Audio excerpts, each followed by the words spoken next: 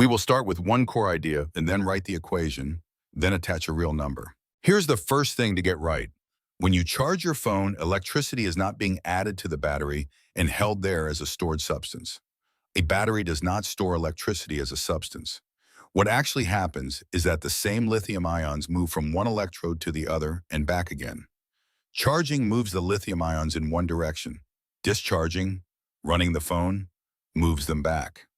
That reversible movement of ions is the whole basis of every rechargeable battery. First, some vocabulary we will use throughout the course. What people call a battery is usually a pack containing one or more cells. A cell is the smallest unit that carries out the electrochemical reaction on its own. For now, set the pack aside and look at a single cell.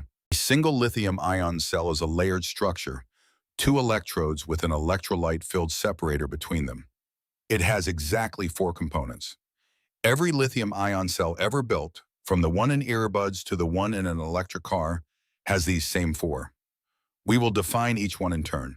The 2 outer layers are the electrodes. One is the positive electrode, made of a layered compound such as lithium cobalt oxide. The other is the negative electrode, almost always graphite, which is a form of carbon. The key property of both electrodes is that they are host materials for lithium. Their crystal structures contain ordered layers, and lithium ions can enter and leave the spaces between those layers. Lithium ions move into the spaces between the crystal layers and back out without breaking the structure. This insertion and removal of ions in a host crystal is called intercalation. During charging, lithium is inserted into the graphite. During discharging, lithium returns to the metal oxide electrode. The same lithium moves between the 2 host materials. One question we will answer later: why does the lithium move between the 2 electrodes? Is the electrolyte, a liquid that soaks through the cell. The electrolyte conducts lithium ions. It allows the positively charged lithium ion, written Li+, to move from one electrode to the other. It is the medium through which the ions travel inside the cell. There is a key property to hold on to. The electrolyte conducts ions but does not conduct electrons. This is what makes the cell useful. If electrons could pass directly through the electrolyte, the cell would discharge internally without delivering any energy to an external device. The fact that electrons cannot take that internal path is essential, and we will use it shortly. The 4th component, located between the electrodes, is the separator, a thin porous plastic film. Its function is to prevent the 2 electrodes from making direct physical contact. If they touched, the cell would short circuit, which can cause overheating and fire. The separator is full of microscopic pores, so the electrolyte soaks through it. So lithium ions pass through the separator freely, while the separator keeps the 2 electrodes physically apart. It is a porous barrier. It blocks electrode to electrode contact, but lets ions through. Let us state the 4 components together. 1, the positive electrode, the metal oxide host. 2, the negative electrode, the graphite host.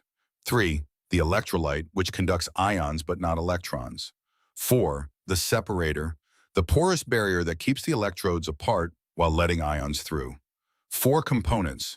Memorize them because every equation in this course describes what one of these 4 is doing. Now we connect these 4 components to the actual operation, how they work together to power a device. When a lithium atom leaves the graphite, it gives up 1 electron, becoming a positively charged lithium ion, Li+, plus a free electron.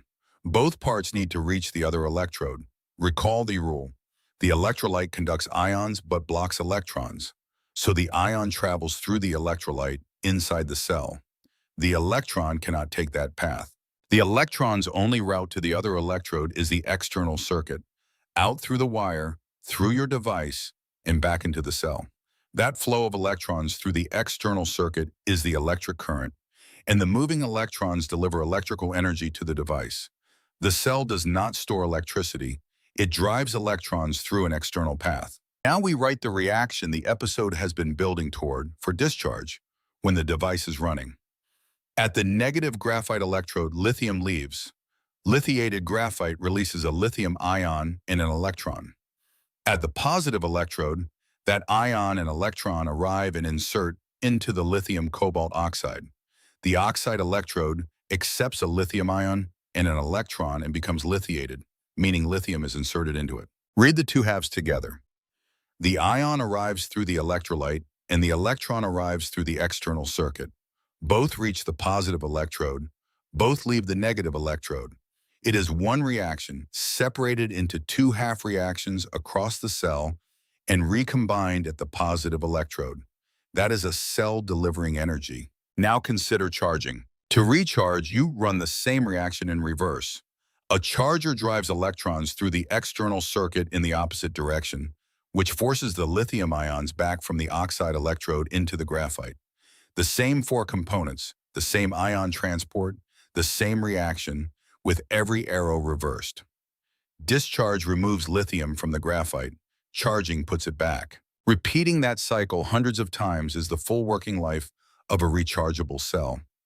This is the point from the opening. The lithium was never stored as electricity. It is moved back and forth between the two host electrodes. Why spend a full episode on these four components? Because every physics-based battery model used to design electric cars as mathematics describing exactly these four components. How fast do ions move through the electrolyte? How quickly do they intercalate into the electrodes? How much resistance do electrons meet in the conducting paths? Voltage, range, charging speed, and aging all follow from this picture. You now have the conceptual model that the Newman porous electrode equations and modern tools such as PyBaMM are built on. This is the correct starting point for the rest of the course. Let us summarize. Four components: positive electrode, negative electrode, electrolyte, separator. One rule: ions travel inside the cell through the electrolyte. Electrons travel outside through the external circuit. One reaction: run forward, it is discharge. Run backward, it is charge. That is a lithium-ion cell. You can now describe what happens inside any rechargeable cell, name its parts, and read its core reaction. In the next episode, we answer the question we deferred. Why do the ions move at all?